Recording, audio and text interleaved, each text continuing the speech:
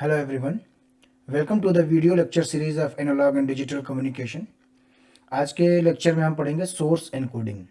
ठीक है, तो स्टार्ट करते हैं लेक्चर को। तो what is source encoding? The conversion of output of a discrete memoryless source into a sequence of binary symbol is called as a source encoding. ठीक है, तो कहने का मतलब यह है कि डिजिटल कम्युनिकेशन में जो आपका एनालॉग से डिजिटल में कन्वर्ट होने के बाद जो आप एक डिस्क्रीट मेमोरीलेस सोर्स से जो आउटपुट आता है उसको बाइनरी सिंबल्स में कन्वर्ट करने के प्रोसेस को हम सोर्स एनकोडिंग कहते हैं। ठीक है, इसके डिफरेंट तरीके हैं, आगे देखेंगे। The objective of source encoding is to minimize the average bit rate required for the representation of the source by reducing the redundancy of the information source। तो कहने का मतलब यह है कि सोर्स एनकोडिंग करने का जो पर्पस था वो ये है कि हम हमारे जो कोड है या जो हमारा सोर्स है उसकी एवरेज बिट रेट को हम कम करना चाहते हैं, मिनिमाइज करते हैं। और ये मिनिमाइज कैसे करते हैं? जो इंफॉर्मेशन सोर्स में जो रिडंडेंसी होती है उसको रिड्यूस करके। ठीक है, तो ऑब्जेक्टिव आपका यही है। तो आप ब्लॉक डायग्राम में देख रहे हैं कि एक डिस्क्रीट मेमोरीलेस सोर्स है जिसमें कुछ सिंबल्स हैं x1 x2 टू xm, और वो जब सोर्स एनकोडर से पास कराते हैं तो बाइनरी सीक्वेंस आपका निकलता है। तो इसे हम कहते हैं सोर्स एनकोडिंग। तो सोर्स एनकोडर का मतलब ये है, आप ये भी कह सकते हैं कि जो डिजिटल कम्युनिकेशन में आपने sampler, quantization and then encoder पढ़ा था, अब उस एनकोडर के जगह पे हम सोर्स एनकोडर अगर यूज करेंगे तो हमारा जो ये पर्पज है वो भी सॉल्व हो जाएगा। ठीक है, सो सोर्स एनकोडिंग के प्रोसेस में कुछ टर्म्स हैं जो हमें जानने बहुत ज़रूरी हैं। तो पहला टर्म है आपका कोड वर्ड लेंथ, दूसरा है आपका average code word length, third is code efficiency and last one is code redundancy. Okay, so start करते हैं कोड वर्ड लेंथ से। तो ऐसे अगर डायरेक्टली मैं बता दूं आपको तो code word length is nothing but क्या होता है कि जब आप सोर्स एनकोडिंग या एनकोडर ही बात कर लेते हैं। एनकोडर जो आपने पढ़ा है, सैम्पलर, क्वांटाइजर, एनकोडर। एनकोडर का काम क्या है? कोड प्रोवाइड कराना। हमारे जो सैंपल्स आते हैं क्वांटाइजेशन के बाद, जो क्वांटाइज्ड वैल्यूज आती हैं उनको कोड प्रोवाइड कराना होता है। तो जो कोड्स मिलते हैं ना हमारे सिंबल्स को, उन्हीं कोड्स को हम कहते हैं कोड वर्ड। ठीक है, and what is code word length? The number of binary digits in the code word. ठीक है, फॉर एग्जांपल अगर आपको किसी सिंबल के लिए कोड वर्ड या कोड मिलता है इनकोडर से 10110, तो 10110 में कितने बिट्स हैं? 5 बिट्स। तो कोड वर्ड लेंथ कितना हो जाएगा? 5। क्लियर है? अगर किसी सिंबल को आपको कोड मिलता है 110, तो उसका कोड वर्ड लेंथ कितना होगा? 3, क्योंकि 110 में 3 बिट्स हैं। तो इसीलिए कोड वर्ड लेंथ क्या होगा आपका? The length of a code word is the number of binary digits in the code word. लेकिन समझने वाली बात इसमें यह है कि कोड वर्ड होता क्या है, तो जो ऑलरेडी आपको बता चुका हूं कि एनकोडर के बाद, यहाँ पे सोर्स एनकोडर है, तो एनकोडर के बाद जो कोड मिलते हैं आपके सिंबल्स को, सैंपल्स को, क्वांटाइज्ड वैल्यूज को, that is called as a code word. और उसमें जितने डिजिट्स होते हैं बिट्स के, वो आपके कहलाते हैं code word length. Now average code word length, तो अभी आपने पढ़ा है कि इंफॉर्मेशन होता है, फिर एवरेज इंफॉर्मेशन होता है। क्यों कैलकुलेट करते हैं वो आपको सभी लोगों को पता है। इसी तरीके से कोड वर्ड लेंथ है, अब एवरेज कोड वर्ड लेंथ है। So average code word length unit क्या हो जाएगी? पर सोर्स सिंबल। क्यों? क्योंकि मैंने ऑलरेडी बता रखा है कि जब आप पर्टिकुलर क्या कहते हैं वैल्यू के लिए अगर कैलकुलेट करते हैं तो उसकी यूनिट तो सम यूनिट हो जाएगी, बट जब आप एवरेज करेंगे तो पर सोर्स सिंबल कह सकते हैं। जैसे एग्जांपल दिया था मैंने मार्क्स का क्लास में, कि अगर इंडिविजुअल स्टूडेंट्स के मार्क्स पूछेंगे तो आप ऐसे बता सकते हैं इसके 30 मार्क्स हैं, इसके 40 मार्क्स हैं। लेकिन अगर आपसे ये कहा जाए कि एवरेज मार्क्स कितने हैं, तो you have to tell like this कि क्लास का एवरेज मार्क्स 25 मार्क्स पर हेड है, पर हेड या पर स्टूडेंट है। ठीक है, उसी तरीके से कोड वर्ड लेंथ एल भी जो यूनिट होगी पर सोर्स सिंबल होगा, और उसको हम रिप्रेजेंट करेंगे किस तरीके से, या फॉर्मूला क्या है उसका?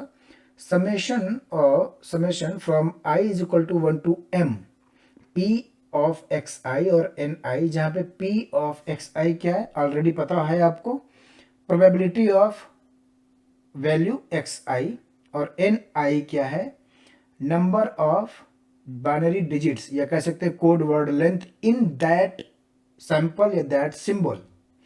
ठीक है, parameter L represents average number of bits per source symbol used in the source coding process. तो यहाँ पे समझने वाली बात है कि पी ऑफ एक्स आई क्या है, probability of that symbol x i, probability of x i, और एन आई क्या है, code word length of that symbol x i. Clear है? Okay, now the code efficiency. What is code efficiency? The code efficiency eta is defined as L minimum upon L. L अभी पढ़ा आपने क्या था, L आपका है average code word length, sorry average, yes average code word length. ठीक है, and now L minimum क्या है, तो L minimum is the minimum possible value of average code word length. ठीक है, तो वो कैसे कैलकुलेट करेंगे हम अभी देखेंगे उसको। एक सेंटेंस है, when eta approached unity the code is said to be efficient. Obviously आपने मॉड्यूलेशन एफिशिएंसी पढ़ा था एम्पलीट्यूड मॉड्यूलेशन के चैप्टर में, बहुत इनिशियल चैप्टर है वो, तो उसमें भी मॉड्यूलेशन एफिशिएंसी ईटा क्या कहता है कि हम चाहते हैं कि हमारी जो मॉड्यूलेशन एफिशिएंसी 100% हो या 1 हो। ठीक है, उसी तरीके से यहाँ पे भी जब ईटा आपका एक या अप्रोच करता है एक की तरफ, तो it is said to be very efficient. Okay, code redundancy क्या है, ये तो बहुत ही नॉर्मल सा आंसर होगा। Code redundancy is nothing but the 1 minus efficiency. ठीक है, तो अगर आप एफिशिएंसी कैलकुलेट कर लेते हैं तो रिडंडेंसी आपको कैलकुलेट इजीली हो जाएगी 1 माइनस एफिशिएंसी से। नाउ ये चार जो टर्म्स थे हमने पढ़ लिए हैं। Now the topic is the source coding theorem. तो ये क्या कहता है, the source coding theorem states that for a DMS, discrete memoryless source, capital X, with entropy h of x, entropy with h of x, ये तो पता ही है आपको, the average code word length per symbol is bounded as, कुछ condition है, क्या condition है, जो आपका एवरेज कोड वर्ड लेंथ होना चाहिए वो शुड बी ग्रेटर देन और is equal to h of x होना चाहिए। मतलब जो एवरेज कोड वर्ड लेंथ है वो एंट्रोपी या उससे एंट्रोपी के बराबर या उससे ज़्यादा होना चाहिए। तो आप यहाँ पे जो आगे की लाइन लिखी हुई है कि अब इस कंडीशन से ये पता चल गया हमें कि जो L मिनिमम होता है वो h of x होता है। क्लियर है? अब तो ये L मिनिमम आप हमेशा यही रखेंगे कि L मिनिमम जो है आपका minimum average code word length वो h of x ही होगा, क्योंकि यहाँ कंडीशन दे रखी है कि अगर आप सोर्स कोडिंग करना चाहते हैं तो आपको जो एवरेज कोड वर्ड लेंथ है वो मिनिमम एंट्रोपी के बराबर तो रखना चाहिए, तभी सोर्स कोडिंग थ्योरम सक्सेस होगी या सोर्स कोडिंग का प्रोसेस आपका सक्सेस होगा।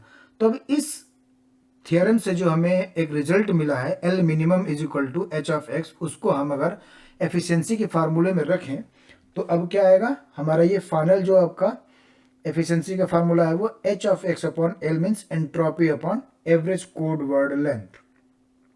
ठीक है, अब इस पे एक उसके पहले एक बहुत ही इंपॉर्टेंट ये आपका टॉपिक है द क्राफ्ट इनइक्वालिटी। ये क्या कहता है देख लेते हैं।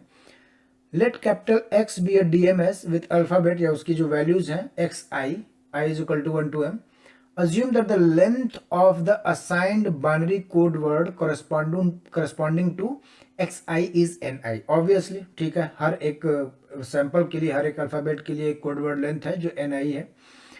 A necessary and sufficient condition for the existence of an instantaneous binary code।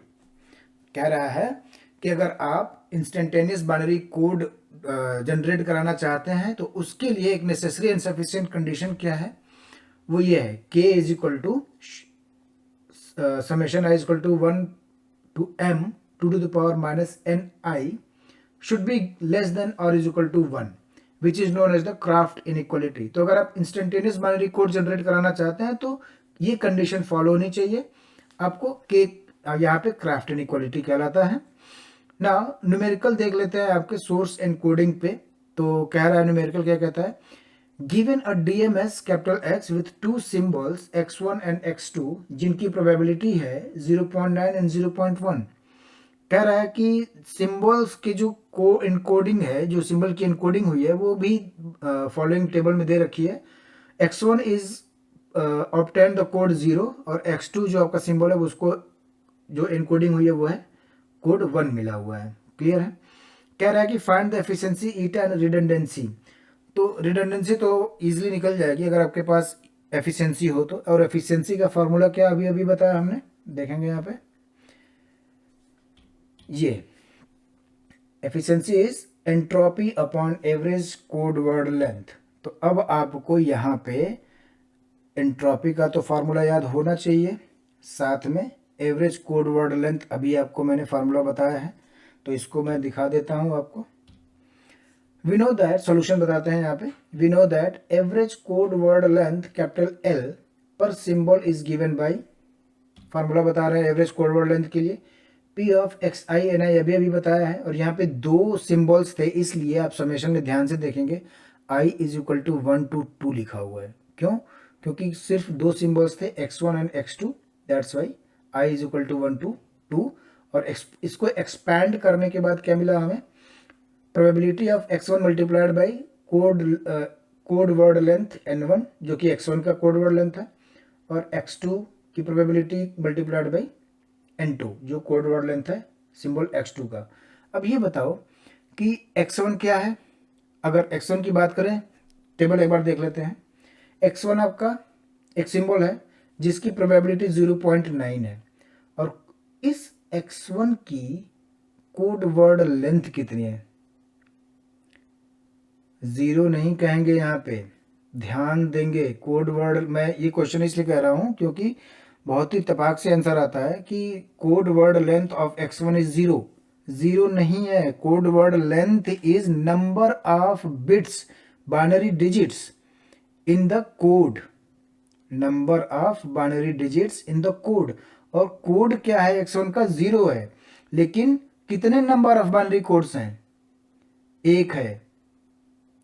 ठीक है, कोड की वैल्यू 0 है, वो बाइनरी 0 है, लेकिन कितने नंबर ऑफ बिट्स हैं, ओनली 1 बिट्स है। इसलिए x1 के लिए जो n1 आएगा वो आपका आएगा 1। आप ध्यान से देखेंगे 0.9 इज मल्टीप्लाइड बाई 1, और बाइनरी 1 जो है आपका उसके लिए भी जो कोड मिला है वो 1 है, but number of binary digits 1 है। इस वजह से 0.1 मल्टीप्लाइड बाई 1, और जब उसको सॉल्व करते हैं तो आंसर आएगा आपका जो एवरेज कोड वर्ड लेंथ है वो 1 बिट पर सिंबल आएगा। ठीक है, नाउ अब आपको एवरेज कोड वर्ड लेंथ तो आपने कैलकुलेट कर लिया है। एफिशिएंसी कैलकुलेट करने के लिए आपके पास एंट्रोपी होना चाहिए, और एंट्रोपी का फार्मूला आपको याद होना चाहिए। ये मैंने बार बार कहता हूं कि हर आपको अगर क्वेश्चन सॉल्व करने हैं तो फार्मूले टिप पे होने चाहिए। So what is the entropy का फार्मूला क्या है, minus summation I is equal to 1 to 2, यहाँ पे भी 2 रखा है, P ऑफ XI जो प्रोबेबिलिटी है log base 2 P of XI। इसको एक्सपैंड करके जब हम वैल्यूज पुट करेंगे तो कुछ इस तरीके से आएगा, और इसको सॉल्व करने के लिए आपके पास साइंटिफिक कैलकुलेटर होना चाहिए, जो कि आंसर आएगा 0.469। अब इजीली आप कैलकुलेट कर सकते हैं कोड इफिशिएंसी इस फार्मूले से, और आप देखेंगे कि वैल्यू आ रही कितनी, 46.9% इस कोड की एफिशिएंसी है। बहुत अच्छी नहीं कहेंगे इसको 46.9%, बट न्यूमेरिकल है तो आंसर यही आएगा, 46.9% कोड की एफिशिएंसी है। अब इसमें कह सकते हैं कि किसका रोल खराब हो सकता है प्रोबेबिलिटी का रोल खराब हो। ठीक है, and the code redundancy will be 1 minus efficiency which is 0.531 which is 53.1%। Okay, so I hope source encoding आपको समझ में आया होगा। न्यूमेरिकल्स इसी तरीके से आते हैं, और कुछ अच्छे न्यूमेरिकल्स भी होते हैं जो हम बाद में एक क्वेश्चन बैंक क्रिएट कराएंगे, एक सीरीज उसकी चलाएंगे, हर एक टॉपिक के लिए न्यूमेरिकल्स होंगे, उसमें अलॉट ऑफ न्यूमेरिकल्स रहेंगे। ठीक है, सो लेक्चर को भी यहीं एंड करते हैं, आगे मिलते हैं एक नए टॉपिक के साथ अगले लेक्चर में। तब तक के लिए धन्यवाद। वीडियो को लाइक करिए, शेयर करिए और चैनल को सब्सक्राइब करिए। Thank you so much.